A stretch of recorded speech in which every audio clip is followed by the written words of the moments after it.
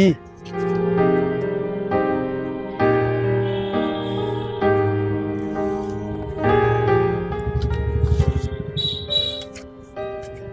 টাকায় কি হবে? আর 100 টাকা ছাড়ুন।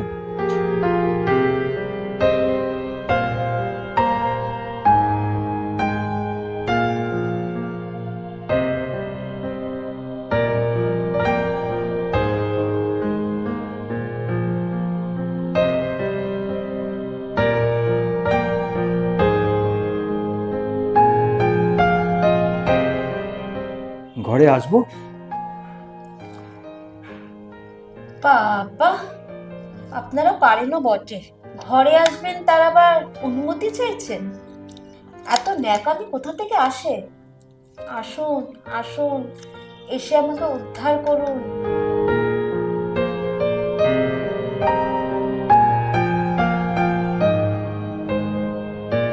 না না, তুমি ভুল করছো। আমি তোমাকে এখানে উদ্ধার করতে আসিনি। আসলে কোনো অপরিচিত মহিলার ঘরে ঢুকতে গেলে একটা অনুমতি লাগে, তো আমি সেটাই তোমার কাছে চাইছিলাম। এটা একটা ভদ্রতা। তা আপনি কি এখানে ভদ্রতা মারাতে এসেছেন নাকি ফুর্তি করতে এসেছেন? যেটা করতে এসেছেন সেটাই করুন না। দেখো, তুমি যেটা ভাবছো আমি কিন্তু সেটা এখানে করতে আসিনি। প্রথম প্রথম সব বাবুরাই ওরকম বলে। তা ফুর্তি করতে যখন আসেননি, তাহলে মাসির হাতে অতগুলো টাকা দিলেন কেন? ও তুমি বুঝবে না কেন তোমার মাসির হাতে আমি অতগুলো টাকা তুলে দিলাম। থাক থাক, আমাকে আর বোঝাতে হবে না। ও আমি মুখ দেখলেই বুঝি কে কিরকম। এই লাইনে আমি 4 বছর, বুঝলেন? বউকে খুব ভালোবাসেন বুঝি? তা বউকে যদি এতই ভালোবাসেন, তাহলে এখানে মরতে আসলেন কেন? চেহারাটা তো আপনার ভালোই দেখছি। কি, বউ কি আগের মতো আনন্দ দিতে পারছে না নাকি? থাক না, ওসব কথা বললাম তো, থাক। ঠিক আছে বাবা, ঠিক আছে। আমি আপনার বউয়ের ব্যাপারে আর কিচ্ছু জানতে চাইবো না। আপনার বউ তো আপনারই থাকবে। আর আপনার বউয়ের ব্যাপারে শোনার ইচ্ছা বা সময় কোনোটাই আমার নেই। আপনি যেটা করতে এসেছেন সেটা করে বিদায় হন। জানেন তো, ঘন্টা দুয়েক পর আবার নতুন বাবু আসবে। তাকে খুশি করার জন্য আমাকে আবার সময় দিতে হবে। তাই শুধু শুধু সময়টা নষ্ট করবেন না। আচ্ছা, তোমার নামটা কি? মানে তোমাকে কি নামে ডাকবো? কেন বাবু, এবার থেকে কি রোজ আপনি আমার কাছেই আসবেন যে নাম জানতে চাইছেন? তুমি আমার সাথে এভাবে কথা বলছো কেন? তোমার নামটা বলাতে কি কোনো অসুবিধা আছে? ভালো ভালো কথা মুখে আসে না তো বাবু। আমার নামটা জেনে আপনি কি করবেন? ধুয়ে জল খাবেন? আপনি যেটা করতে এসেছেন সেটা করুন না। না, আগে তোমার নামটা বলো। কেন বাবু, নামটা না বললে কি পুলিশে দেবেন? তা দিন না। ওই পুলিশ টুলিশ আমি ভয় পাই না। জানেন তো, পুলিশের কত বড় বড় কর্তারা আমার কাছে ফুর্তি করতে আসে। তাদের তো আমার কাছে না আসলে রাতের ঘুমই হয় না। দেখো, আমি এখানে পুলিশকে জানাতে আসিনি। আর পুলিশের বড় কর্তারা কেন তোমার কাছে ফুর্তি করতে আসেন সেসব নিয়েও আমার কোনো মাথা ব্যথা নেই। তাহলে আপনার মাথা ব্যথাটা কি নিয়ে? আমার নাম নিয়ে? হ্যাঁ, একজন মহিলা আমার সামনে বসে আছে অথচ তার কোনো নাম থাকবে না, এটা তো হয় না। আচ্ছা, তোমার মা বাবা তো একটা নাম দিয়েছেন, সেটা বলো। আপনি কি এখানে প্রথম নাকি? কেন, মাসি আপনাকে বলেনি আমাদের কোনো নিজেদের নাম ঠিকানা হয় না? মাসি যেই নামে পরিচয় করিয়ে দেয় সেটাই আমাদের নাম হয়ে যায়। আর একটু আগে আপনি জিজ্ঞেস করলেন না আমার মা বাবা আমাকে কি নামে ডাকতো? সে নাম তো আমি কবেই ভুলে গেছি। ও, তো মাসি তোমাকে কি নামে ডাকে? কেন, মাসি আপনার বলেনি? এখানে আমার নাম রানী। হ্যাঁ, বলেছিলেন হয়তো। অত কি আর খেয়াল থাকে বলো? তার কি করে খেয়াল থাকবে বাবু? ফুর্তি করা লোকেদের কি আর নাম খেয়াল থাকে? তুমি আমার সাথে এইভাবে কথা বলছো? রানী, তোমার বয়স কত? আবার আপনি ছেনালি পানা শুরু করেছেন। আমার বয়স, আমার নাম জেনে আপনি কি করবেন? আপনি কি তার জন্য আমাকে এক্সট্রা 1000 টাকা বেশি দেবেন নাকি? আমার ফিগারটা কি আপনার পছন্দ হচ্ছে না? দেখুন না, এই ফিগারেই তো কত লোক তলিয়ে যায়। আপনিও তলিয়ে যাবেন। আচ্ছা, তুমি আমার সাথে এইভাবে কথা বলছো কেন? দেখুন, আগেই বলেছি ওই ভালোভাবে কথা আমি বলতে পারি না। আর ভালোভাবে কথা বলার জন্য আপনি তো আমাকে 1000 টাকা এক্সট্রা দেবেন না। আমি তোমাকে কোনো টাকা দিইনি বলে তুমি আমার সাথে এইভাবে কথা বলবে? আর তাছাড়া তোমার মাসিক আমার থেকে তো অনেক টাকা নিয়েছেন, উনি একটু বেশি টাকা নিয়েছেন। হ্যাঁ, এক্সট্রা টাকা দিয়েছেন ঠিকই, কিন্তু সে তো আমার শরীরের জন্য। আপনি প্রথম দিয়ে এত আলতু ফালতু কথা বলে সময় নষ্ট করছেন না। আচ্ছা, এই 2 ঘন্টা তো আমার, এই 2 ঘন্টায় আমি তোমার সাথে যদি আলতু ফালতু কথা বলে সময় নষ্ট করি তাতে তোমার কি? একটা সিগারেট খেতে পারি? উফ, বাবা, কত ন্যাকামিটাই না জানেন আপনি না। বলছি না, পুরুষ মানুষের ন্যাকামি আমার সহ্য হয় না। আপনি সিগারেট খাবেন কিনা সেটা তো আবার আমার কাছে জানতে চাইছেন। দেখো, সিগারেটের ধোঁয়া অনেকের সহ্য হয় না, তাই তোমাকে জিজ্ঞাসা করছি যে সিগারেট খাবো কিনা। আচ্ছা, আমি সিগারেট খেলে তো তোমার সমস্যা হতেই পারে।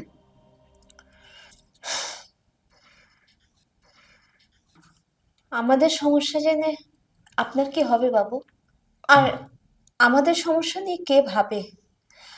আপনি বরং যেটা করতে এসেছেন সেটা করেই চলে যান তো। তুমি ঘুরে ফিরে সেই একই কথা বলছো। আচ্ছা, তুমি এত ব্যস্ত হচ্ছ কেন বলো তো? ব্যস্ত হব না বাবু? আপনি যে এতগুলো টাকা খরচ করেছেন সেটা তো শুধু আমার এই শরীরটাকে পাওয়ার জন্যই। তো শুধু শুধু কথা বলে সময় নষ্ট করছেন কেন? নিন, এবার শুরু করুন। আচ্ছা, আপনি আমারটা খুলবেন নাকি আমি নিজেই খুলে দেবো? আহ, এসব কি যাতা বলছো? লজ্জা পাচ্ছেন বাবু? বুঝেছি, সোনাগাছিতেই প্রথমবার, তাই না?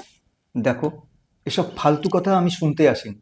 আর তোমাকে তো আগেই বলেছি যে তুমি যা ভাবছো আমি সেটা এখানে করতে আসিনি। উফ, আর পারা যাচ্ছে না। এত ন্যাকামি আপনার আসে কোথা দিয়ে? আপনি ছেনালিপানা না করে বলুন তো আপনি কি বলতে চাইছেন? তুমি একটু শান্ত হয়ে বসো, আমি তোমাকে সব খুলে বলছি। তোমাকে বলার জন্যই তো আমি এখানে এলাম। আচ্ছা, বলুন। হুম,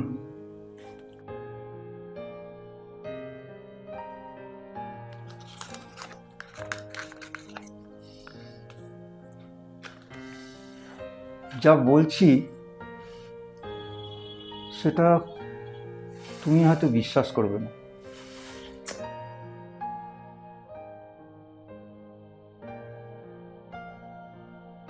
এখানে আমি আমার বউকে খুঁজতে এসেছি। তার মানে? এই ঘরটায় না আমার দম বন্ধ হয়ে আসছে। বাইরে কোথাও চলো না প্লিজ, আমি তোমাকে সব খুলে বলছি। দেখুন বাবু, আমি তো এখান দিয়ে বাইরে যেতে পারবো না। তবে আপনি আসার সময় যে গলিটার থেকে আসলেন, আমি ওখানে দাঁড়িয়ে আপনার সাথে কথা বলতে পারবো। ঠিক আছে, তাই চলো।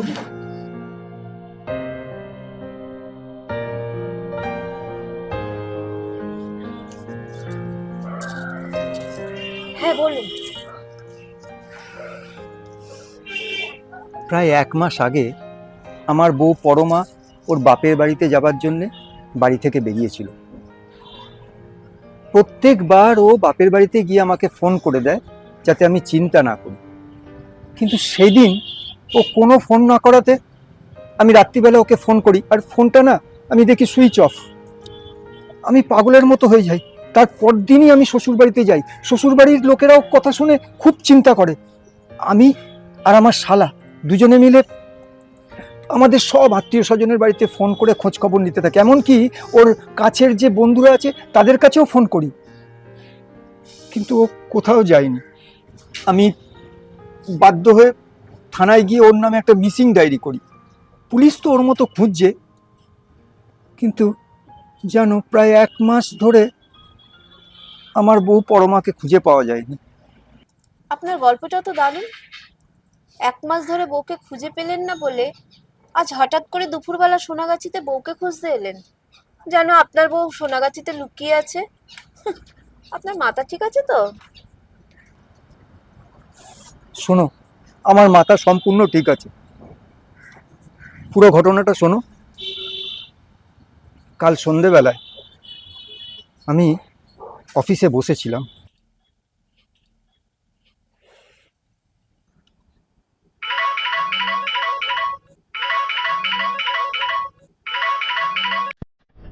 হ্যালো। হ্যালো, আমি পরমা বলছি। শোনো, আমাকে না সোনাগাছি ফাঁসিতে রেখেছে। এখানে আমার নাম মিতা। তুমি তাড়াতাড়ি এসে আমাকে উদ্ধার করে নিয়ে যাও। আর শোনো, পুলিশকে এখনই বলে দিও না। Hello, hello, hello. যা, ফোনটা কেটে দিল। আমি কিছু বলার আগেই পরমা ফোনটা কেটে দিল। আর আমি তখনই বুঝেছিলাম ও কয়েক সেকেন্ড সময় পেয়েছিল আমাকে ওটা জানানোর জন্য। আর তখন থেকে আমি ওই ফোনে যতবার কল করেছি ফোনটা লাগেনি। আর এদিকে পরমা পুলিশকে জানাতে না করেছে। হ্যাঁ, উনি ঠিকই বলেছে। পুলিশকে জানালে হয়তো আপনি আপনার বউয়ের হদিশও পাবেন না। পুলিশ আসার আগে আপনার বউকে অন্য কোথাও চালান করে দেবে। তুমি ঠিকই সন্দেহ করেছো। আমি তো জানি এমনটাই হয়। আর আপনি বলছিলেন না কাল থেকে আপনার ফোন লাগছিল না, লাগবে কি করে? কাল সন্ধেবেলা আপনার বউয়ের ঘরে হয়তো যেই বাবু এসেছিল, সেই বাবুর অজান্তে ওনার ফোনটা নিয়ে আপনার বউ কিছুক্ষণের জন্য আপনাকে ফোন করেছিল। হয়তো তুমি যেটা বলছো সেটাই ঠিক।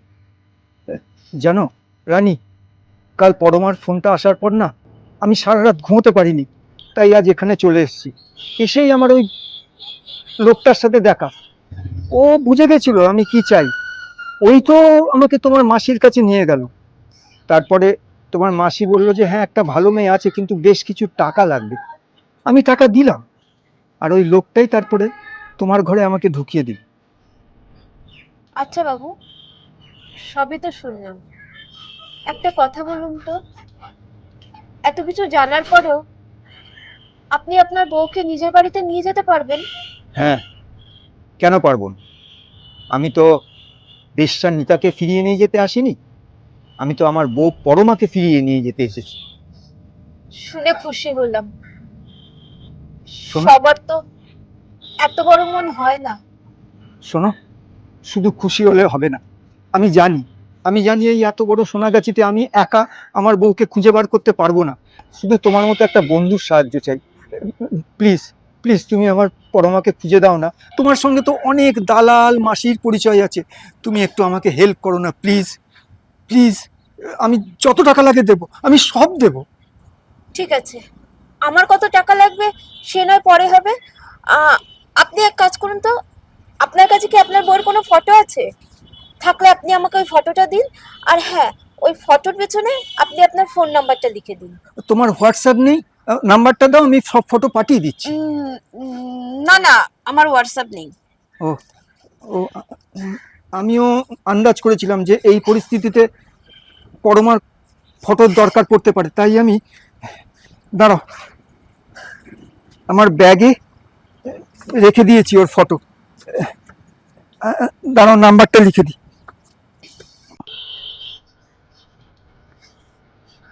এ নাও। ঠিক আছে বাবু, এখন আপনি সোজা এখান থেকে চলে যান। এখানে থাকবেন না, তাহলে অসুবিধা হতে পারে। আমি আপনার বউয়ের খোঁজ পেয়ে আমি আপনাকে ফোন করে নিচ্ছি। ঠিক আছে। আচ্ছা, কিছু টাকা রাখো, তোমার দরকার লাগতে পারে। না না না, আমার কোনো টাকা এখনই লাগবে না। আপনি যান, আমি আপনাকে ফোন করে সব বলে দিচ্ছি তো। আপনি এখন সোজা বাড়ি যান। ঠিক আছে।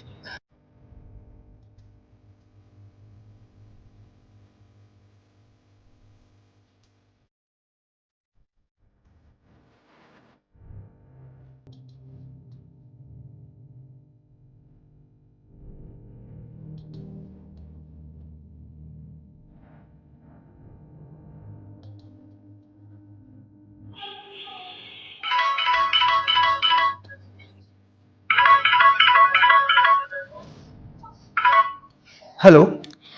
হ্যালো, হ্যালো, আমি রানী বলছি। মিতা খবর পেয়েছি। হ্যাঁ, মানে আপনার বউ পরমার খবর পেয়েছি। আচ্ছা আচ্ছা। আপনার দেওয়া যে ফটোটা তার সঙ্গে পুরো মিলে গেছে। আপনি শুনতে পাচ্ছেন তো? হ্যাঁ হ্যাঁ, শুনতে পাচ্ছি। আচ্ছা, আমি কখন তোমার সাথে দেখা করব? আচ্ছা, আমার পরমাকে তুমি কোথায় খুঁজে পেলে? আপনি সেদিন যে বিল্ডিং এ একা ছিলেন ঠিক তার পেছনের বিল্ডিং এ আপনার বউটা করা আছে। নতুন বলে ওর হাতে এখনো ফোন পায়নি। তাই সেদিন কোনো বাবুর ফোন থেকে কয়েক সেকেন্ডের জন্য আপনাকে ফোন করেছিল। আর এক্ষুনি আমার কাছে আসতে হবে না, যেহেতু আপনি একা একা এখানে এসে কখনোই আপনার বউকে নিয়ে যেতে আর শুনুন না দাদা, আমার নাম বলার দরকার নেই। আপনি তো মাসখানেক আগে একটা মিসিং ডায়েরি করেছিলেন। হ্যাঁ হ্যাঁ, করেছিলাম তো, আর তার রিসিভিং কপিটা তো আমার কাছেই আছে। আচ্ছা আচ্ছা, তাই আগে এখানে না এসে আপনি ওই রিসিভিং কপিটা নিয়ে সরাসরি থানাতেই যান, আর যে পুরো ব্যাপারটা জানান। ঠিক আছে। আর তারপর ওই থানায় এইখানকার থানার সঙ্গে যোগাযোগ করে নেবেন। তখন এখানকার থানায় আপনার সাথে পুলিশ দেবে এবং আপনার বউকে উদ্ধার করার ব্যাপারে যা যা করা সেটা পুলিশই করবে।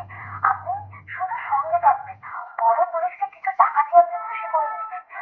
আপনি ব্যাপারটা বুঝতে পারছেন তো?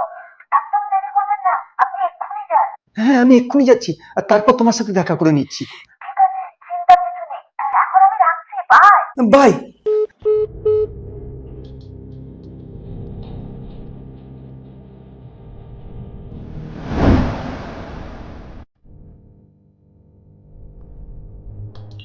জানো রানী, আজ শুধু তোমার জন্যই আমি আমার বউ পরমাকে এখান থেকে উদ্ধার করে নিয়ে যাচ্ছি। তুমি ঠিকই বলেছিলে, এখানকার পুলিশ আমাকে অনেক সাহায্য করেছে, ওরাই তো আমার পরমাকে উদ্ধার করেছে, সঙ্গে অবশ্য আমিও ছিলাম। জানেন বাবু, হ্যাঁ। সেই সঙ্গে আপনি একটা আমার ভুল বিশ্বাসকে ভেঙে দিয়েছে। কি ভুল বিশ্বাস রানী? সব বলছি বাবু।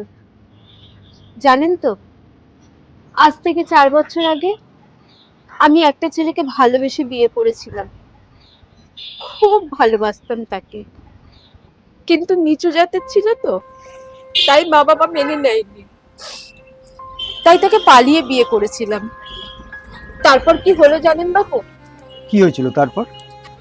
আমার স্বামী আমাকে 1 মাসের মাথায় এই নরকে বিক্রি করে দিয়ে চলে গেল। তারপর পালিয়ে যাওয়ার অনেক সুযোগ পেয়েছিলাম, কিন্তু কোথায় যাব বলুন তো বাবু? মা বাবা যে এই বিয়ে মেনে নেয়নি, তাদের সামনে যে কিভাবে মুখ দেখাবো? লেখাপড়াও শিখিনি যে একটা চাকরি জুটিয়ে নেব। আর রাস্তায় নামলে এই সমাজের মান্য গণ্য লোক রাতের অন্ধকারে শিয়াল কুকুরের মতো ছিঁড়ে খেত। তাই তাই এইখানেই খেয়ে পড়ে স্বাধীনভাবে থেকে গেলাম। আমি না সেই পর্দায় কোনো পুরুষ মানুষকে মন দিয়ে সহ্য করতে পারতাম না। আর গত 4 বছর ধরে যে বিশ্বাস আমার মনে ছিল, আপনি তা 5 মিনিটের মধ্যে ভেঙে দিলেন। তাহলে তোমার ভুল বিশ্বাসটা ভেঙে গেছে তো? এখন নতুন করে কি বিশ্বাস করতে ইচ্ছা হয় তোমার? নতুন করে? হ্যাঁ। নতুন করে বিশ্বাস করতে শিখেছি, যেমন একটা পুরুষ তার স্ত্রীকে এই সোনাগাছিতে বিক্রি করে দিয়ে যেতে পারে, তেমন ভাবেই একটা পুরুষ তার বউকে এই সোনাগাছির থেকে ফিরিয়ে নিয়ে যেতে পারে। ঠিক আছে, অনেক বক্তৃতা দিয়েছো, এবার বাড়ি চলো। বাড়ি চলো মানে? কোথায় যাবো আমি? কেন? এই দাদার বাড়িতে, যেখানে তুমি স্বাধীনভাবে মাথা উঁচু করে বাঁচতে পারবে। না বাবু, তা হয় না। আমি একটা নোংরা মেয়ে ছেলে, আমি এখানেই বেশ ভালো আছি। দেখো, তোমাকে না নিয়ে আমার বউ বাড়িতে ফিরে যাবে। আমার বউ বাইরে গাড়িতে অপেক্ষা করছে, সঙ্গে অবশ্য পুলিশও আছে। না বাবু, আপনার বউ এটা ঠিক করছে না, আপনারা বাড়ি চলে যান। দেখো, আমি যেরকম আমার ঘরের লক্ষ্মীকে ফিরিয়ে নিয়ে যাচ্ছি, ঠিক সেরকমই আমার ঘরের সরস্বতীকেও আমি ফিরিয়ে নিয়ে যাব। আর কে বলেছে তুমি লেখাপড়া জানো না? তুমি যেভাবে আমার বউকে উদ্ধার করতে সাহায্য করেছো, এটা অনেক লেখাপড়া জানা শিক্ষিত মেয়েরাও পারবে না। যাও, রেডি হয়ে নাও। কিন্তু বাবু, আপনি আমাকে কি পরিচয় দিয়ে বাড়ি নিয়ে যাবেন? তোমার মনে আছে রানী, তুমি আমাকে একবার বলেছিলে যে তোমার মা বাবা যে নাম দিয়েছে সেটা তোমার মনে নেই। হ্যাঁ বাবু, সত্যি আমার মনে নেই। তুমি আজ থেকে আমাকে বাবু নয়, দাদা বলে ডাকবে। আমার নাম শুভ্র গাঙ্গুলি। আমার কোনো বোন নেই, জানো তো। আর আমার যদি একটা বোন থাকতো, তাহলে আমার মা বাবা আমার নামের সাথে নাম মিলিয়েও তার নাম রাখতো শুভ্রা। কি, আমার মা বাবা তো আর বেঁচে নেই, তাই আমি তোমার নাম রাখছি শুভ্রা। তাই আজ থেকে তুমি আমার বোন শুভ্রা, এই পরিচয় তুমি আমার বাড়িতে থাকবে, বুঝেছো? আপনি সবকিছু ভেবে বলছেন তো? কারণ এলাকায় নিশ্চয়ই আপনার একটা সুনাম আছে। আমাকে নিয়ে গেলে কিন্তু আপনার বদনাম হয়ে যেতে পারে। তোকেও সব নিয়ে ভাবতে হবে না। শোন, আমার বাড়িতে একতলা একটা গ্যারেজ আছে, সেই গ্যারেজে তোকে একটা কসমেটিক্সের দোকান খুলে দেবো। তুই একদম স্বাধীনভাবে অতীত ভুলে মাথা উঁচু করে বাঁচবি, ঠিক আছে? যা যা জিনিসপত্র আছে নিয়ে আয়। শোন, তোর বৌদি কিন্তু অপেক্ষা করছে, তুই তাড়াতাড়ি আয়। আর শোন, কোনো জামা কাপড় নিতে হবে না, ওগুলো আমি আবার কিনে দেবো। ঠিক আছে দাদা, তাই হবে। ঘরে জামা কাপড় ছাড়া শুধু দুটো জিনিস আছে, যেখানে তোমার মতো দাদা পেয়েছি সেগুলো আর নিয়ে যেতে চাই না। কোন দুটো জিনিস? আমি তো কালীর ভক্ত, তাই একটা কালীর মূর্তি আছে, আর বাবুদের কাছ দিয়ে আত্মরক্ষার জন্য একটা বড় ছুরি রেখেছিলাম। শোন, তুই শুধু ওই কালী ঠাকুরের মূর্তিটা একটা কাপড়ে চাপা দিয়ে নিয়ে চলে আয়। আমরা যাবার পথে দক্ষিণেশ্বরে পুজো দেব, তোর নামে পুজো দেব। তুই তখন ওই কালী ঠাকুরকে গঙ্গায় ভাসিয়ে দিবি, ঠিক আছে? যা তাড়াতাড়ি যা। ঠিক আছে দাদা, তাই হবে। তুমি দাঁড়াও, আমি ঘর থেকে নিয়ে আসছি। ঠিক আছে, তাড়াতাড়ি যা।